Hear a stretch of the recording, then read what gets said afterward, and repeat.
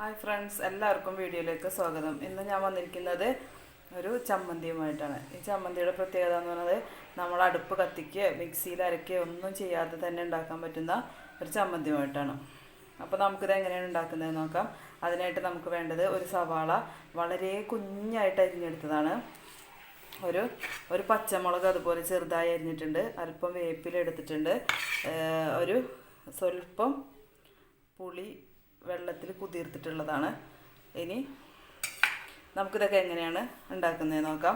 അല്പം മുളക് പൊടി വേണം, അല്പം മുളക് പൊടി, ഉപ്പ്, വെളിച്ചെണ്ണ, ഇതൊക്കെ കൂടിയാണ് നമ്മൾ ഉണ്ടാക്കാൻ പോകുന്നത്. അപ്പോൾ നമുക്ക് എങ്ങനെയാണ് ഉണ്ടാക്കുന്നത് നോക്കാം.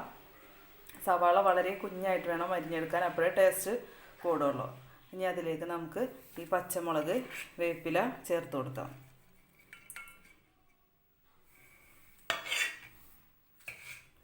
അതിലേക്ക് നമുക്ക് പുളി ചേർത്ത് കൊടുക്കാം.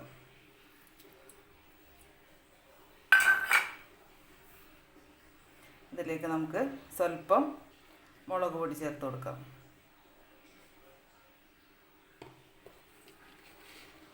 ഒരല്പം ഉപ്പ് ചേർത്ത് കൊടുക്കാം.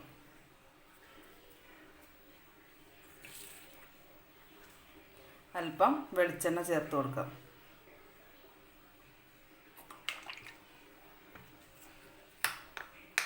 ഇനി ഇതെല്ലാം കൂടി നമുക്ക് നന്നായി മിക്സ് ചെയ്തെടുക്കാം.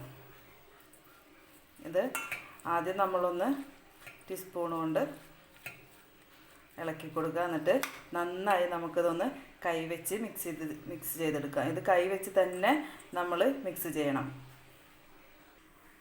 അപ്പോൾ ഇത് നന്നായി കൈകൊണ്ട് മിക്സ് ചെയ്ത് വന്നിട്ടുണ്ട്. ഇത് വലിയ പാത്രത്തിലിട്ട് വേണം നമ്മൾ മിക്സ് ചെയ്തെടുക്കാൻ.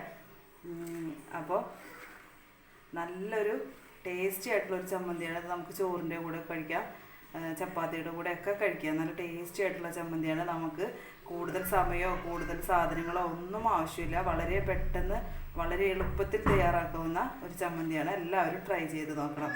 നിങ്ങൾ ഈ ചാനൽ സബ്സ്ക്രൈബ് ചെയ്യാനും ബെല്ലൈക്കൺ അമർത്താനും മറക്കരുത്. Thank you.